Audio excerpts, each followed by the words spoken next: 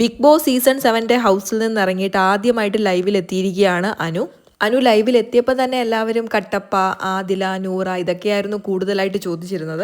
അതിന് മറുപടി എന്ന പോലെ അനു പറഞ്ഞത് ഇങ്ങനെയാണ്: ബിഗ് ബോസ് ഹൗസിൽ എത്തിയിട്ട് ഞാൻ ലൈഫ് എന്താണെന്ന് പഠിച്ചു, ക്ഷമ എന്താണെന്ന് പഠിച്ചു. എല്ലാവരും ഒരു തവണ പോകേണ്ട ഒരു ഹൗസാണ്. എല്ലാവരും പറയും അവിടെ പോകരുത്, പക്ഷെ ഞാൻ പറയും അവിടെ പോകണമെന്ന്.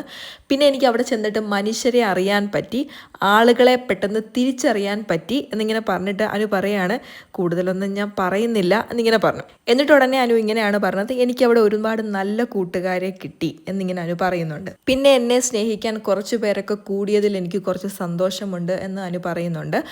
അത് കഴിഞ്ഞിട്ട് അനു പറയുന്നുണ്ട്, ബിഗ് ബോസ് ഷോ 100 ദിവസം കഴിഞ്ഞു. അത് കഴിഞ്ഞിട്ടും ഒത്തിരി പേര് അങ്ങോട്ടും ഇങ്ങോട്ടും ചെളി വാരി എറിയുന്നുണ്ട്.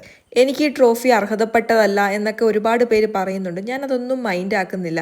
എന്നെ സ്നേഹിക്കുന്നവരോട് എനിക്ക് പറയാനുള്ളത്, എന്നെ മോശം പറയുന്ന ഒരുപാട് പേരുണ്ട്. നിങ്ങൾ ആ വീഡിയോസിൻ്റെ അടിയിലൊന്നും പോയിട്ട് എനിക്ക് വേണ്ടിയിട്ടൊന്നും സംസാരിക്കേണ്ട. എന്നെ ചീത്ത പറയുന്നവരെ തിരിച്ച് നിങ്ങൾ ചീത്തയൊന്നും പറയാൻ നിൽക്കരുത്. ഞാനതൊന്നും മൈൻഡേ ചെയ്യുന്നില്ല. ഈ പറയുന്നവരെല്ലാം എല്ലാം തികഞ്ഞവരൊന്നും അല്ലല്ലോ. എന്നെ സ്നേഹിക്കുന്നവരോട് എനിക്ക് പറയാനുള്ളത്, നിങ്ങൾ അങ്ങനെയുള്ള കമൻറ്റ്സ്, അങ്ങനെയുള്ള വീഡിയോസിനൊന്നും അടിയിൽ പോയി കമൻറ്റ് ചെയ്യരുതെന്നാണ്.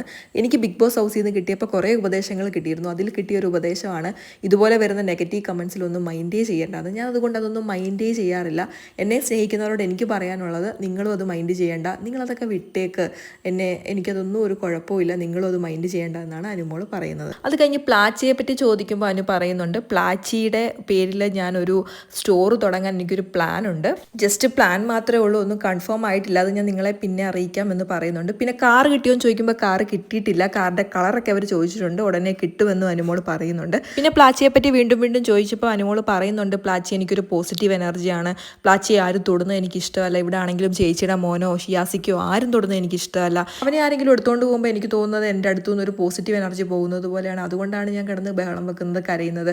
അത് വീട്ടിലാണെങ്കിലും അങ്ങനെ തന്നെയായിരുന്നു, ഹൗസിനുള്ളിലുള്ളതുപോലെ തന്നെയാണ്. പിന്നെ ഒരുപാട് മൂവി ഓഫേഴ്സൊക്കെ കിട്ടിയിട്ടുണ്ട്, നല്ലത് നോക്കി എടുക്കണം എന്നൊക്കെ അനു പറയുന്നുണ്ട്.